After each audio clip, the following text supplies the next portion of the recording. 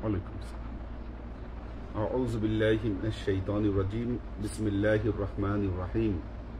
নাহমাদুহু ওয়া নুসাল্লি আলা রাসূলিহিল কারীম। আম্মা বা'দ। আউযু বিল্লাহি মিনাশ শাইতানির রাজীম। বিসমিল্লাহির রহমানির রহিম। আমরা সাপ্তাহিক শনিবারের ক্লাস শুরু করতে যাচ্ছি।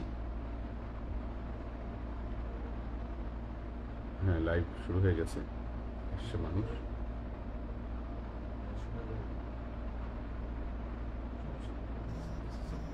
স্যার ফোন দিচ্ছেন।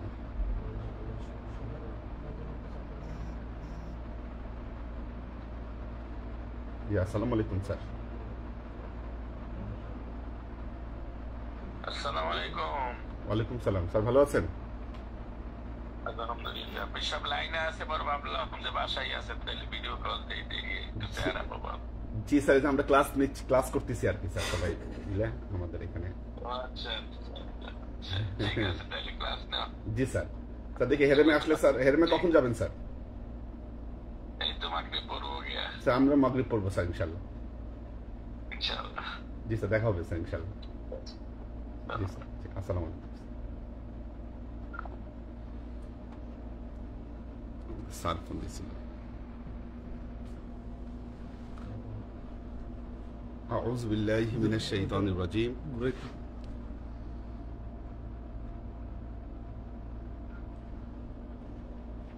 বিসমিল্লাহির রহমানির রহিম।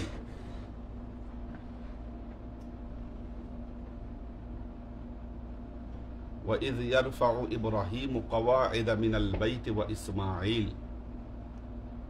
ربنا تقبل منا إنك أنت السميع العليم وتب علينا إنك أنت التواب الرحيم।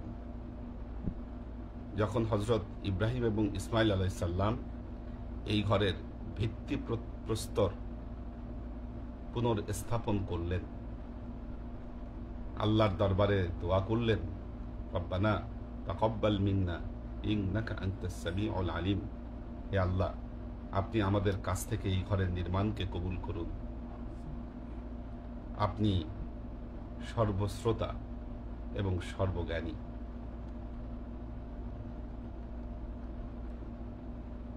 বাইতুল্লাহ নির্মিত হয়েছিল, পুনর্নির্মিত হয়েছিল হযরত ইব্রাহিম এবং ইসমাইল আলাইহিস সালামের হাতে। এর প্রথম নির্মাণ করেছিলেন ফেরেশতাগণ। বাইতুল্লাহ বরাবর 7 আসমানের উপরে বাইতুল মামুর, ফেরেশতাদের কাবা। আল্লাহর নবী মেরাজের রাতে গিয়ে এই বাইতুল মামুরকে দেখেছিলেন, সেখানে নামাজ পড়েছিলেন। আমরা বারবার আসার সুযোগ পাই এই ঘরে, কিন্তু ফেরেশতারা বাইতুল মামুরে জীবনে একবারই যাওয়ার সুযোগ পায়। তারা একবারই তাওয়াফ করে, সেখানে হজ পালন করে। বাইতুল মামুরের বরাবর আল্লাহর আরশ, আল্লাহর আরশ। পবিত্র কোরআনে আল্লাহ তার আরশের কথা বেশ কয়েকবার বলেছেন। আরশের ভেতরে কুরসির কথা আল্লাহ বলেছেন। সে আরশ কেমন, সেই কুরসি কেমন, আল্লাহু আলাম। কিন্তু আল্লাহর আরশের ছায়া পড়েছে বাইতুল মামুরে, আর সেই ছায়াই বিস্তর হয়েছে বাইতুল্লাহ। একই ছায়া বিস্তার হয়েছে বাইতুল্লাহ। কাল কিয়ামতের ময়দানে আল্লাহর নেককার বান্দারা আল্লাহর আরশের ছায়াতলে থাকবে। এটা আপনারা অনেকবার শুনেছেন। কাজেই আল্লাহর আরশটা একটা গুরুত্বপূর্ণ বিষয়। আরশে যে দোয়া পৌঁছায় সেটা অব্যর্থ দোয়া, মকবুল দোয়া। সেজন্য ফেরেশতারা বাইতুল মামুরে যে দোয়া করে সেটাকে ফিরিয়ে দেওয়া হয় না। ঠিক তেমনি আল্লাহর আরশের প্রতিনিধিত্ব এই জমিনের বুকে যা করছে সেটা হলো এই বাইতুল্লাহ। বাইতুল্লাহ। না হলে প্রশ্ন জাগে, পাথরের তৈরি একটি ঘর, আমরা দেখতে পাচ্ছি পাথরের তৈরি, কালো গিলাফ দিয়ে ঢাকা, এটার ভেতরে ঢোকাও যায়, এই ঘরের ভেতরে 3টা খুঁটিও আছে, এটা তো এটার নির্মাণ শৈলী। কিন্তু কি এমন রহস্য এই ঘরের ভেতরে যে এই ঘর, এখানে আসলে তাওয়াফ করলে আল্লাহর রহমত বিস্তৃত হয়, বান্দা যে দোয়া করে আল্লাহর কাছে সেই দোয়া কবুল হয়। কি রহস্য? রহস্যটা হলো এই ঘর আল্লাহর আরশের প্রতিনিধি। এটা আল্লাহর আরশ জমিনের বুকে। কি আল্লাহর আরশ তো আমরা দেখতে পাই না, দেখতে পাই না। দৃশ্যমান রূপ আল্লাহ আমাদের সামনে যা প্রেজেন্ট করেছেন সেটা হলো বাইতুল্লাহ। ওয়াত্তাখিযু মিন মাকামি ইব্রাহিমা মুসাল্লা।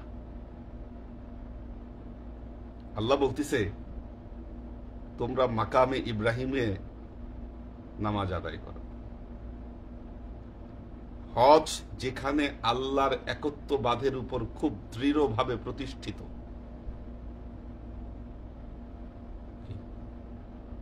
শিরক করা মানে হজের মূল বিষয় হলো তাওহীদের মূল মন্ত্র আপনার অন্তরে বসায় দেওয়া। সেই জায়গায় একটা পাথরের পিছনে আল্লাহ নামাজ পড়তে বলতেছে। যে নবী শিরক থেকে মুক্তির জন্য, তাওহীদ প্রতিষ্ঠার জন্য আজীবন সংগ্রাম করে গেলেন, তিনি বললেন একটা পাথরের পিছনে নামাজ পড়ো। কোরআনের আয়াত, আল্লাহ জানিয়েছেন তাকে, ওয়াত্তাখিযু মিন মাকামি ইব্রাহিমা মুসাল্লা, তোমরা মাকামি ইব্রাহিমে তোমরা নামাজ আদায় করো। অথচ পাথরের মধ্যে কি আছে? খালি 2টা পায়ের ছাপ আছে। কার পায়ের ছাপ? হযরত ইব্রাহিম আলাইহিস সালামের পায়ের ছাপ। কি আছে ইব্রাহিম নবীর ভেতরে? তার পায়ের ছাপের পেছনে আমাদের দাঁড়ায় আমরা সেজদা আদায় করছি, আমরা নামাজ দিচ্ছি, নামাজ পড়ছি। ঘটনাটা কি? পাথরও আমাদের কাছে ফ্যাক্ট না, পায়ের ছাপও আমাদের কাছে ফ্যাক্ট না। ফ্যাক্ট হচ্ছে ইব্রাহিম নবী তিনি সাধারণ কোনো মানুষ ছিলেন না, তিনি ছিলেন আল্লাহর প্রতিনিধি। বাইতুল্লাহ কি? আল্লাহর আরশের প্রতিনিধি। কি? আর ইব্রাহিম খলিলুল্লাহ স্বয়ং আল্লাহর প্রতিনিধি। বুঝেন মর্যাদা। মসজিদে নববীতে যান, আল্লাহ নবীর সোহবতে গেলে অন্তর ঠান্ডা হয়ে যায়। সবকিছুতে আলাদা পরিতৃপ্তি। সেটাও দোয়া কবুলের জায়গা, ওটাও দোয়া কবুলের জায়গা। কেন এই রহমত সেখানে বিস্তার কেন হয়েছে? সবুজ গম্বুজ।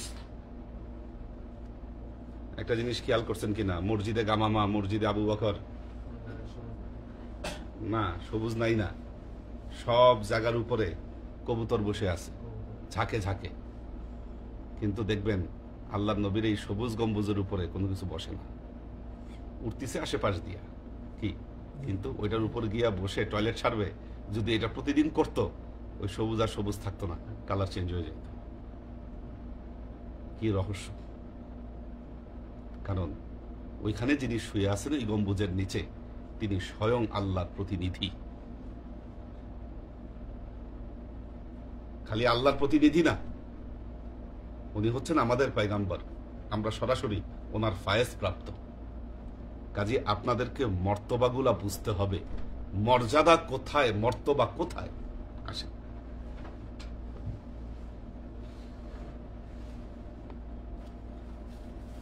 গুরুত্বপূর্ণ বিষয় এটা। নহলে বাইতুল্লাহ তো একটা পাথর থাকতো। বাইতুল্লাহ হলো এই কারণে আল্লাহ স্বীকৃতি দিয়েছে যে এই বাইতুল্লাহ হলো এই জমিনে আমার আরশের প্রতিনিধি। আমার আরশ সামনে পাইলে তোমরা সেই আরশের কাছে দোয়া করলে, প্রার্থনা করলে, যে রহমত, যে বরকত, যে মকবুলিয়াত তোমরা কামনা হতো, যেটা তোমরা পাইতা সেটা তোমরা এখানে পাবা। ঠিক তেমনি ভাবে হজের সাথে সম্পৃক্ত যতগুলো জায়গা কি আছে সেই জায়গাগুলোতে আরাফার ময়দানে কি হয়েছিল, আল্লাহর প্রতিনিধি হযরত আদম আলাইহিস সালাম আর মা হাওয়া আলাইহিস সালামের সাথে সেখানে দেখা হয়েছিল। ওনাদের মর্তবা হলো ওনারা স্বয়ং আল্লাহর প্রতিনিধি ছিলেন এবং তাদেরকে আল্লাহ সৃষ্টির প্রথম মানুষ হিসেবে আল্লাহ তাদেরকে নির্বাচিত করেছেন। ওনারা বিশেষ রহমত প্রাপ্ত মানুষ। কাজী আল্লাহর রহমত প্রাপ্ত মানুষগুলো যেখানে অবস্থান করে, যেখানে যায়, সেই জায়গাও রহমতের চাদরে আবৃত হয়ে যায়। সাফা মারওয়া, ইন্নাস সাফা ওয়াল মারওয়াতা মিন শাআইরিল্লাহ ফামান হাজ্জাল বাইতা আও ইতামারা ফালা জুনাহা আলাইহি আইয়াতাওয়াফা বিহিমা ওয়া মান তাতাওয়া খায়রান ফাইন্নাল্লাহা শাকিরুন আলীম। সাফা মারওয়া পাহাড়, কত পাহাড় তো দুনিয়ায় আছে, কত পাহাড় দুনিয়ায় আছে। কোন পাহাড়কে আল্লাহ রহমত মণ্ডিত করলো না, সাফা মারওয়াকে রহমত মণ্ডিত করলো কেন? কারণ আমাদের নবী হযরত ইসমাইল আলাইহিস সালামের মাতা উনি সেখানে দৌড়াদৌড়ি করেছিলেন। ওনার পবিত্র পায়ের যে কদম কি সেটা ওখানে পড়েছিল। আল্লাহ ওই জায়গাটাকে রহমত মণ্ডিত করে দিয়েছে, দোয়া কবুলের স্থানে পরিণত হয়েছে। এটা ইব্রাহিম আলাইহিস সালামের পায়ের ছাপ পড়েছে। ওনারা হচ্ছে আল্লাহর প্রতিনিধি, শুধু প্রতিনিধি নয়, স্বীকৃত প্রতিনিধি। আল্লাহ স্বীকৃতি দিয়েছে ওনাদেরকে। কোরআনে যে 25 জন নবী আসছে, কোরআনে যাদের নাম আসছে তাদের অন্তর্ভুক্ত হয়েছেন ওনারা। এটা কিন্তু মুখের কথা না, এটা মুখের কথা না। সুতরাং আল্লাহর আশেক ও সালেক বৃন্দ, আমরা যদি এই বিষয়গুলো বুঝতে পারি, এই বিষয়গুলোকে যদি আমরা হৃদয়ঙ্গম করতে পারি, আমরা বুঝতে পারবো যে হজে আমরা আসছি, এর মধ্যে কি রহস্য আল্লাহ রেখে দিয়েছেন। আল্লাহ কি রহস্য রেখে দিয়েছেন এখানে, এটা আমরা বুঝতে পারবো। এটা হচ্ছে আল্লাহর প্রতিনিধিদের সাথে সম্পৃক্ত এই জায়গাগুলোর।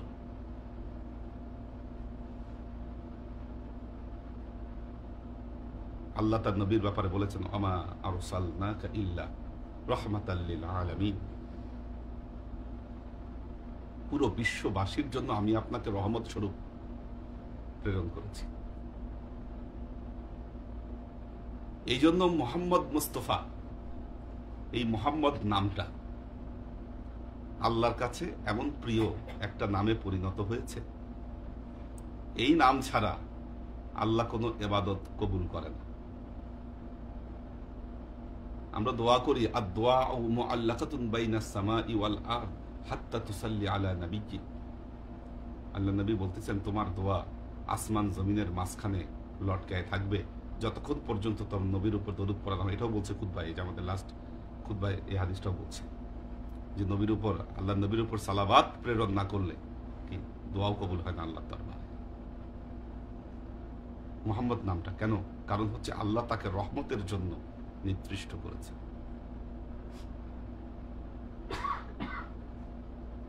আল্লাহর আশেক ও সালেক বৃন্দ, আল্লাহ যে আমাদেরকে সৃষ্টি করেছেন, আমাদের মানব শরীর, এটা পৃথিবীর এক অদ্ভুত সৃষ্টি। আল্লাহ বলেছেন, অফি আনফুসিকুম আফালা তুবসিরুন। আপনার এই শরীরের ভেতরে আসমান, জমিন, 7 সমুদ্র, আল্লাহর আরশ, কুরসি সবকিছুর প্রতিনিধিত্ব করছে আপনার ভেতরে। মানব এমনিতে আশরাফুল মখলুকাত নয়।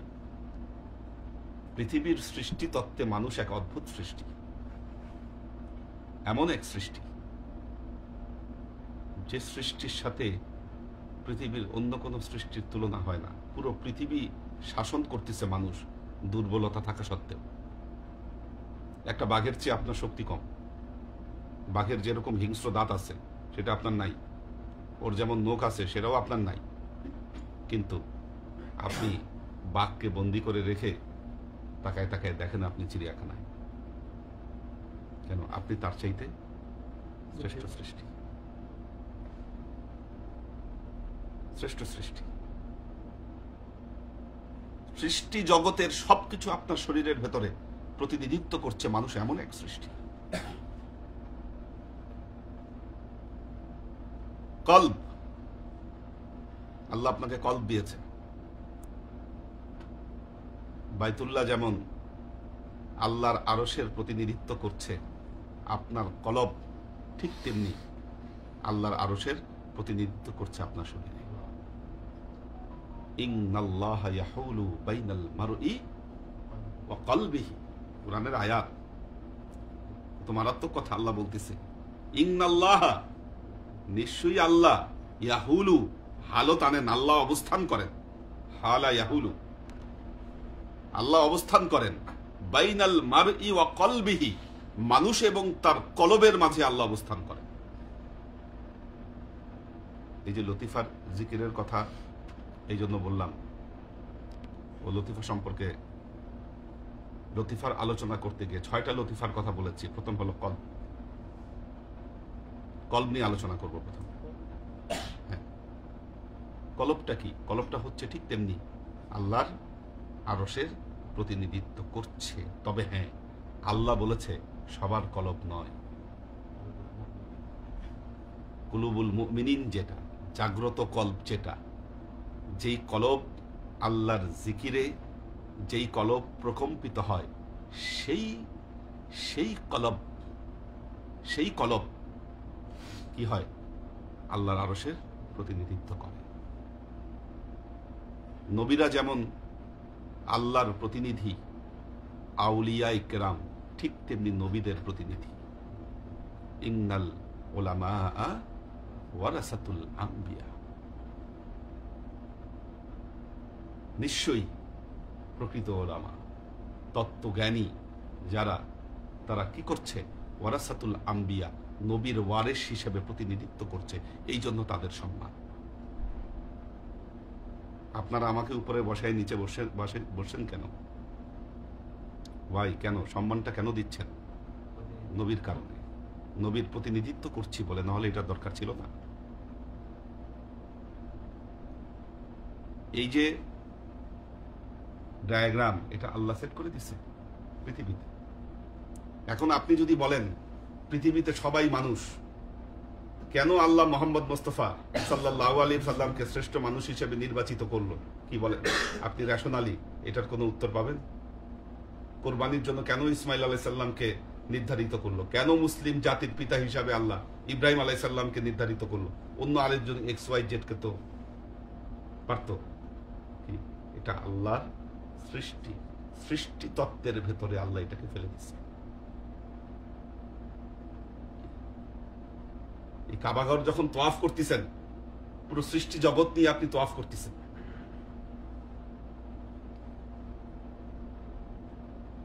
চাঁদ পৃথিবীর চারিদিকে ঘুরতেছে, চাঁদ পৃথিবীর চারিদিকে ঘুরতেছে, পৃথিবী সূর্যের চারিদিকে ঘুরতেছে। আবার এই সূর্যকে কেন্দ্র করে পুরো একটা গ্যালাক্সি ঘুরতেছে, সব এন্টি ক্লকওয়াইজ ঘুরতেছে। আপনিও যখন কাবাঘর তোয়াফ করতেছেন, অ্যান্টি ক্লকওয়াইজ তোয়াফ করতেছেন। পুরো সৃষ্টি জগৎ কি আবার এই সব কিছু এক কেন্দ্রবিন্দুকে কেন্দ্র করে ঘুরতেছে, সেটা হলো মহান আল্লাহর আরশ। পুরো সৃষ্টি জগৎ যেভাবে প্রদক্ষিণ করছে, আপনি বাইতুল্লাহ যখন তোয়াফ করেন, ওই সিস্টেমের মধ্যে আপনি ঢুকে যাচ্ছেন। এক রহস্য তৈরি করছেন। আর আমরা সৌভাগ্যবান এই কারণে, এই রহস্য দেখবার জন্য, কি রহস্যময় জায়গায় আল্লাহ আমাদেরকে উপস্থিত করেছেন। ঠিক তেমনি আপনার শরীরের ভেতরে রহস্য আছে, কি আমরা সেটাকে উদ্ঘাটন করতে পারি না। কলব, আল্লাহ কি বলেছে কলবের ব্যাপারে কোরআনে? সতর্ক করেছে। ফি কুলুবিহিম মারাদুন ফাযাদাহুমুল্লাহু মারাদা ওয়া লাহুম আযাবুন আলীমুম বিমা কানু ইয়াকযিবুন। আল্লাহ বলতেছে কলবের মধ্যে অসুখ আছে, সবার কলব সুস্থ না। আপনার কলব তো আল্লাহর প্রতিনিধিত্ব করার কথা, আল্লাহর আরশের প্রতিনিধিত্ব করার কথা, করছে না। কেন করছে না? কারণ আল্লাহ বলতেছে কলবের মধ্যে অসুখ আছে।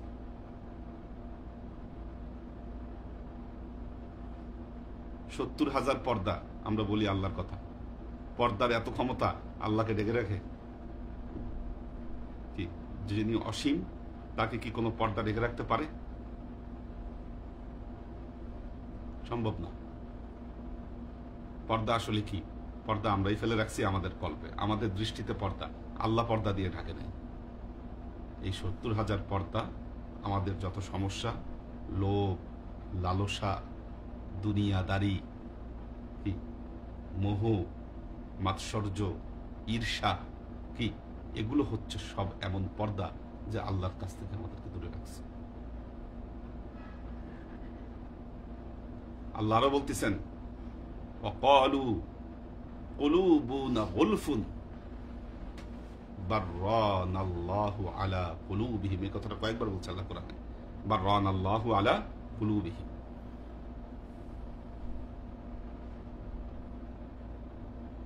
তারা বলে আমাদের কলব সুরক্ষিত। আল্লাহ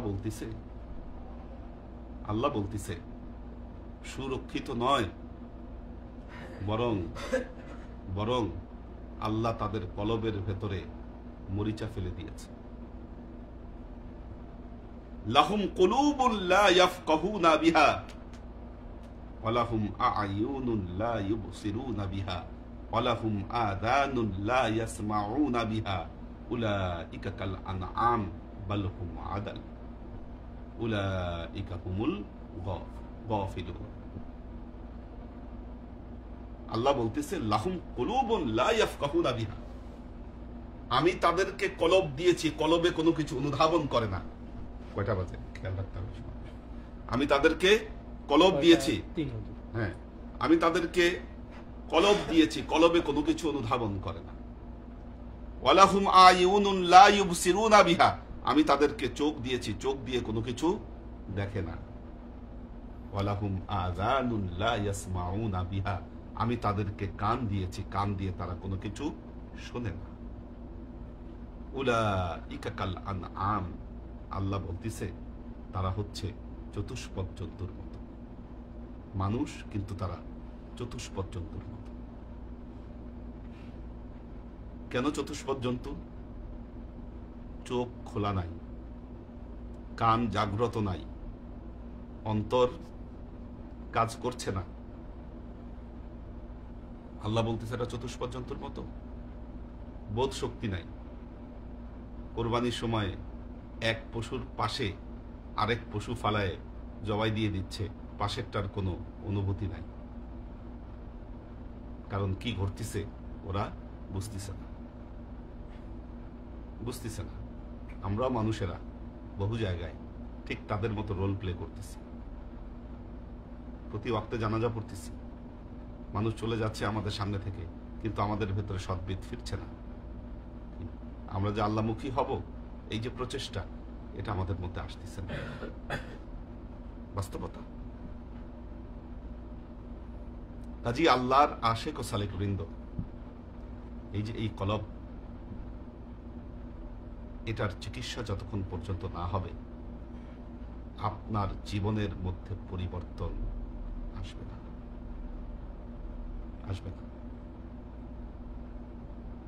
আমাদেরকে দেখবেন দুনিয়ার চাকচিক্য, মোহ কাকে না আকৃষ্ট করে। আফসোস কার না হয় যে ওরা কাফেররা কি এত, অনেকেরই দেখবেন যে ইউরোপ আমেরিকার প্রতি ঝোঁক আমাদের এখন যুব সমাজে, কারণ সেখানে ফ্রি লাইফ লিড করা যায়, কোনো রেস্ট্রিকশন নাই, কিচ্ছু নাই। কিন্তু ধর্ম পালন করতে গেলে তখন অনেক রেস্ট্রিকশন চলে আসে। আমরা যারা ধার্মিক, অধার্মিকদের মতো জীবন যাপন করতে পারি না আমরা, এটা সম্ভব নয়।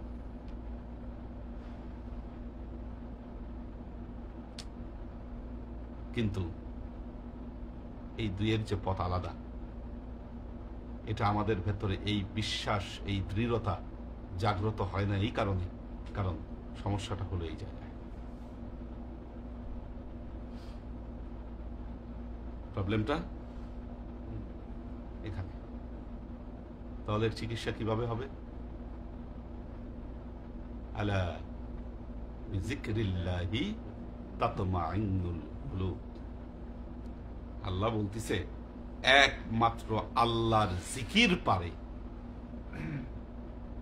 মানুষের কলবের এই অবস্থাটা পরিবর্তন করে দিতে।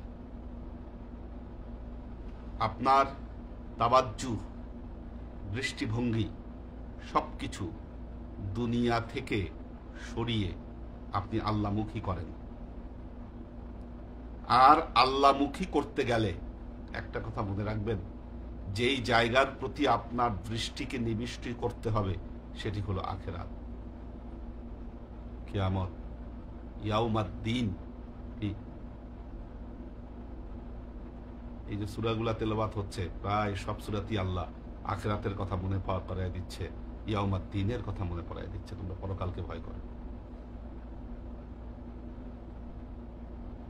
পরকালের জন্য যদি আপনার প্রস্তুতি না থাকে, দুনিয়ার প্রস্তুতি নিতে নিতেই আপনি দুনিয়া থেকে বিদায় হয়ে যাবেন।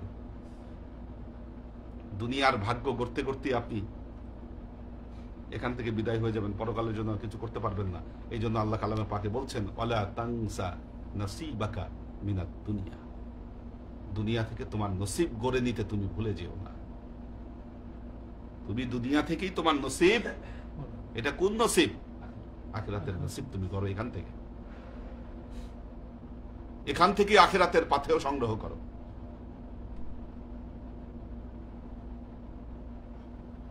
আল্লাহর আশিক ও সালেকবিন। তাহলে আমাদের করণীয় কি? ফলাফল কি দাঁড়ালো?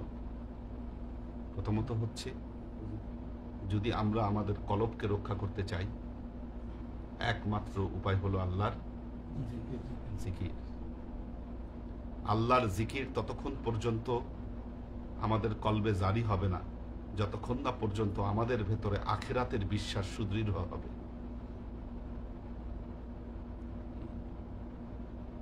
আল্লাহ তো দুনিয়ার কাজকর্ম ছেড়ে দিতে বলেনি, দুনিয়ার কাজকর্ম ছেড়ে দিতে বলেনি। কিন্তু একটা জিনিস খেয়াল করবেন, মানুষের ভেতরে দুই ধরনের মানুষ প্রকট। এক ধরনের মানুষ দুনিয়া ওরিয়েন্টেড, আর এক ধরনের মানুষ আল্লাহ ওরিয়েন্টেড। কিছু মানুষ বাজু আসছে ব্যবসার জন্য, এখান থেকে সোনা দানা নিয়ে যাবে, দেশে গিয়ে বিক্রি করবে, সোনার বিস্কুট অনেকেই নিয়ে যাবে, নেওয়া তো জায়েজ। কি শরীয়ত দিয়ে তো আর না জায়েজ বলতে পারবেন না, ঠিক আছে? কিন্তু তারা আসছে, এটা অনেকে আছে প্রতি বছর আসে, প্রতি বছর আসে, হজের খরচ উঠাই ফেলবে, উমরার খরচ উঠাই ফেলবে, আসে খরচ উঠাই নিয়ে চলে যায়। ঠিক আছে, এটা হচ্ছে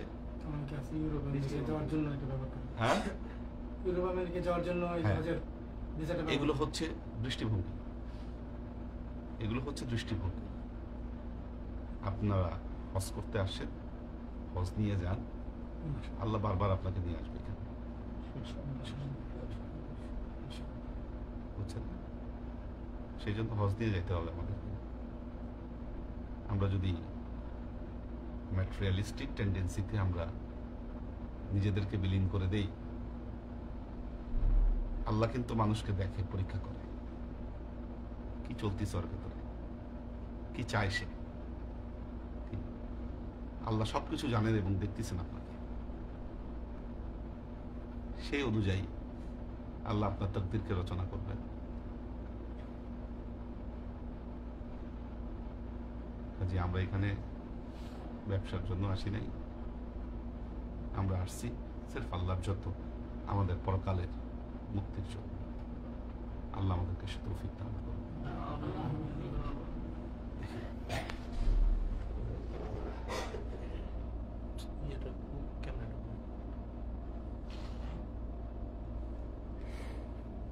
নুসরাত জাহান সারা, ওমর শরীফ, সুলতান আইরিন, মিহিকা খান, মশিউর রহমান, শাহ মোহাম্মদ রিয়াজুল ইসলাম, মুস্তাহিদ নূর মাহিন, এম কে আলাল, সুলতান মামুন জাপান থেকে, মোহাম্মদী তাইবা, সহিফা বিনতে আমির, সবুজ শেখ, কৈতর বিথি, আব্দুল হাফিজ, শাহরিয়ার খান সাজিদ, মাহফুজুল হক উজ্জ্বল, আফ্রিদিতি অনু, আব্দুর রহিম হিমেল, আসমা উল হুসনা, তাসনিয়া মুস্তাজির, আব্দুর রাজ্জাক, লুনা তাবাসসুম লুবনা, ইসরাত অন্ন, নুরুন্নবী মিরপুর, আনসার মালিক। জি, আমি মক্কা থেকে করছি, মক্কা শরীফ থেকে করছি।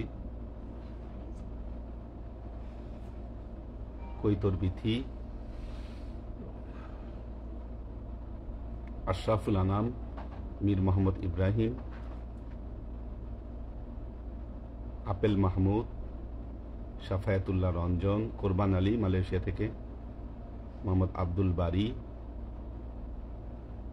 জি, দেখতে পাচ্ছি আনসার মাল্লিক।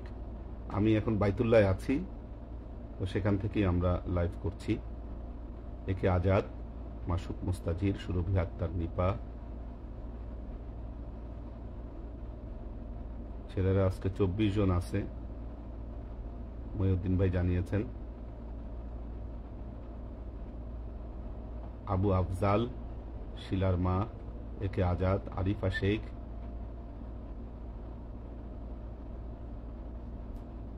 আমিন, আল্লাহ কবুল করুক।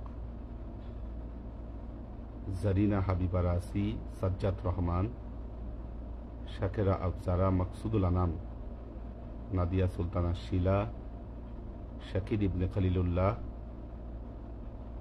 ওয়াকিয়া মনি, শোয়েব খান, মোহাম্মদ সুমন মিয়া, মাহমুদুল হাসান, ফরিজা ফাইরোজ, শাফায়াতুল্লাহ রঞ্জন, কানিস ফাতেমা মিলি, পাখির ভেজ, ফারিয়া ফালাক, রায়হান পাঞ্জাতনি, মাকসুদ ওমর। আচ্ছা, উনি জানিয়েছেন যে আমরা নখ, মোষ, চুল ঈদের কয়দিন আগে কাটবো। সোজা কথা, জিলহজ মাস আসার পরে আর কাটবেন না, কাটলে আগে কেটে ফেলবেন। আর আপনার কোরবানি করার পর তারপর আপনি নখ, মূলত হাদিসে নখের কথা বলা আছে। মোষ কাটা যাবে, মোষ কাটতে সমস্যা নেই, মোষের ব্যাপারে নিষেধাজ্ঞা নাই।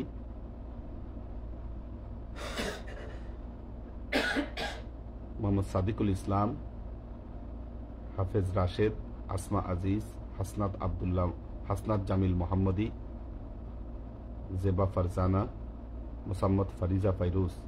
আল্লাহ সবাইকে ভালো রাখুন, সুস্থ রাখুন। আল্লাহুম্মা আমিন। اللهم صل على محمد وعلى آل محمد كما صليت على إبراهيم وعلى آل إبراهيم إنك حميد مجيد. اللهم بارك على محمد وعلى آل محمد كما باركت على إبراهيم وعلى آل إبراهيم إنك حميد مجيد. ربنا ظلمنا أنفسنا وإن لم تغفر لنا وترحمنا لنكونن من الخاسرين. ربنا آتنا في الدنيا حسنة وفي الآخرة حسنة وقنا عذاب النار. ربنا لا تزغ قلوبنا بعد إذ هديتنا وهب لنا من لدنك رحمة إنك أنت الوهاب. اللهم إنك عفو تحب العفو فاعف عني يا غفور رحيم الودود. اللهم نور قلوبنا بنور الإيمان ونور قلوبنا بنور الإسلام ونور قلوبنا بنور الإحسان وزين أخلاقنا بنور محمد صلى الله عليه وسلم. اللهم إنا نسألك علما نافعا رزقا واسعا عملا مقبولا شفاء من كل داء قلبا خاشعا ذهنا ذاكرا إيمانا كاملا توبة قبل الموت راحة عند الموت ونجاة بعد الموت. اللهم إنا نسألك رحمتك في كل درجة فلاح في كل أمر ونعوذ بك من الشرك والشك والنفاق والبدعة ومن كل وسوسة الشيطان. يا الله يا رحمن يا مالك আমরা এতক্ষণ তোমার দরবারে যে সমস্ত আমলকে উপস্থাপন করলাম ত্রুটি মুক্ত ভাবে আমলগুলোকে কবুল করলাম। আল্লাহুম্মা আমিন। তুমি আমলের সাজা আমাদের পেয়ারা নবী হযরত মুহাম্মদ মুস্তাফা সাল্লাল্লাহু আলাইহি ওয়াসাল্লামের কাছে পৌঁছে দাও। আমাদের নবীর পরিবারবর্গের কাছে তুমি একসাথে পৌঁছে দাও। এই দুনিয়ার সমস্ত আম্বিয়ায়ে কেরাম, সাহাবায়ে কেরাম, তাবেঈন, তাবেঈন, আলী আউলিয়া, গাউস কুতুব, আমাদের মা বাবা, ভাই বোন, আত্মীয় স্বজন, এই দরবার থেকে যত পীর ভাই বোন চলে গেছে সবার রূহ তুমি একসাথে। রফিক আজকে আমরা আমাদের রফিক ভাইয়ের জন্য গায়েবানা জানাজার নামাজ পড়েছি। ঠিক আছে, আল্লাহ ওনাকে ক্ষমা করে দিন। আল্লাহ আবুল ফাত্তারও চাকরি নিয়ে একটু সমস্যা, দোয়া চাইছে না। আচ্ছা, আল্লাহ সমাধান করে দিন। আল্লাহ সুবহান রাব্বিকা রাব্বিল ইজ্জাতি আম্মা ইয়াসিফুন সালামুন আলাল মুরসালিন আলহামদুলিল্লাহি রাব্বিল আলামিন ওয়াজআল আখির কালিমাতিনা ইনদাল মাউত লা ইলাহা ইল্লাল্লাহ।